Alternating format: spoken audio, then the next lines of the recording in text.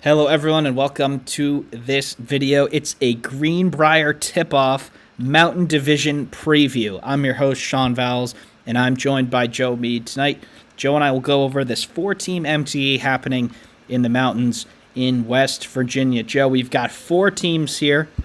Wisconsin out of the Big Ten, LSU out of the SEC, Pitt out of the ACC, and University of Central Florida coming out of the Big 12. So, Joe, general thoughts here on this 4-team MTE.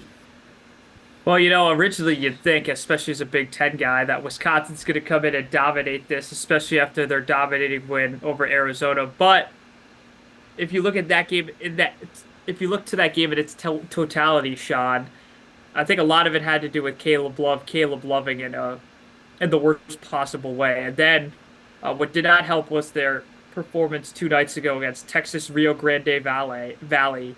That's really not that one's not really sitting well with me. I think John Taji's been phenomenal. John Blackwell's also really stepped up. I think Greg Gard should be praised for his haul in the transfer portal. With all that said, though, Sean, there are glares in this team, and I do think their typical defense might not be enough against a UCF team. What do you say? I think Wisconsin's the only really good team here.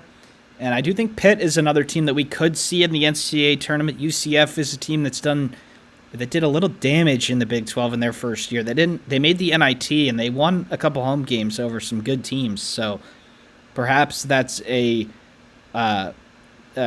harbinger of things to come. Joe, we'll start off with the first game, which is Wisconsin against UCF here. Like you said, Wisconsin dispatched their first Big 12 opponent of the year.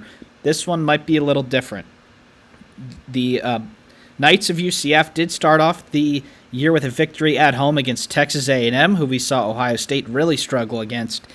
Then they beat Purdue, Fort Wayne, and Florida Atlantic in close games before Tennessee Tech again in a close game. So UCF is 4-0 with 4 close wins. Wisconsin is 5-0, and we're recording this too far out, so we do not have a line on this one.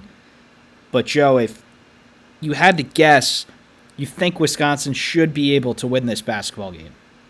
I do. I think they're going to just out Wisconsin a lot of these non-conference teams, which is why they've had moderate to very good success over the last 3 years over teams like a Marquette, like a Arizona last week. So, give me the Badgers. I do think UCF can.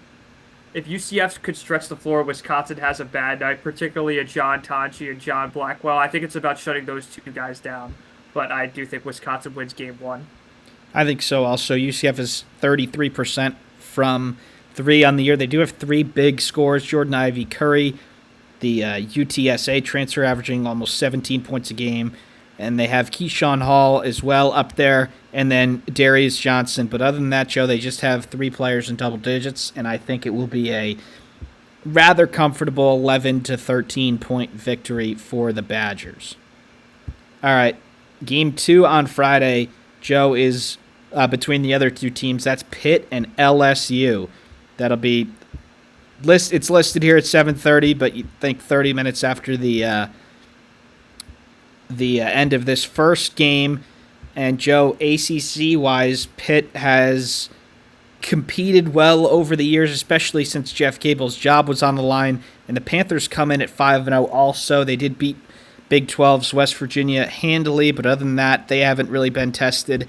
And then LSU also, Matt McMahon under a lot of pressure this year to get some results. They won on the road against Kansas State. So 2 teams that I don't think are in the NCAA tournament picture at this point, but if they end up winning this little 4-teamer, who knows where they'll be. So what do you see in this one? I see Pitt's guard play becoming paramount to them. I think whether it's Leggett or Damian Dunn, the transfer, it's going to be very important for Pittsburgh to win the battle of the backcourt, and especially the fact that those guys are also getting a majority of their rebounds as well, which I find shocking. Um, they're really going to ride how their guards go. So I do think Pittsburgh's been a little more impressive, particularly the win against West Virginia. Really, the thrashing against West Virginia moved me. Kansas State, I'm not going to put way too much value in that win quite yet. There's a lot of weird things going on there, which we can talk about another time. Dougie Buckets, Dougie McDaniel, my guy. Coleman Hawkins not doing much either. Yeah. Well, Dougie might not be going to class either, which is shocking because, that's why Michigan didn't work out. So, with all that said, though, Sean, give me the Panthers to win the second semifinal. So this is actually the first one. This is my bad. Oh, This first is at, semifinal, this is at yes. 2:30 p.m. I thought the 5 o'clock game was first. It's actually second. So this game is at 2:30. Wisconsin UCF will be 30 minutes after that game finishes. So, Joe, I agree with you. I think Wisconsin's winning, and I think Pitt is winning. Now, who do you have winning it all? Just because Wisconsin's due for a slip up, the way they've flirted with certain games, I'm going to have to pick Pittsburgh here. I do think Pittsburgh's backcourt is superior to Wisconsin's, even with the Taji and a much improved John Blackwell. What I do think Wisconsin can do in this game is really slow it down and frustrate Pittsburgh and maybe win a traditional Wisconsin kind of game, like a 60-55-esque game. But I do think if the over-under in this game goes to like 150, 160, the higher it gets, the more likely I have Pittsburgh in outscoring Wisconsin. Yeah, I think Pittsburgh might be favored in this game, Joe, if it does happen, because they're 16th in Ken Pom. They've gone very under the radar here. They score it and they stop it pretty well. 23rd in offense, 16th in defense. Wisconsin's 19th in offense and 80th in defense. So a couple shots don't go in for the Badgers, and I also agree that the Pitt Panthers will win this MTE. So unless you have anything else to add, Joe, we're going to wrap this up.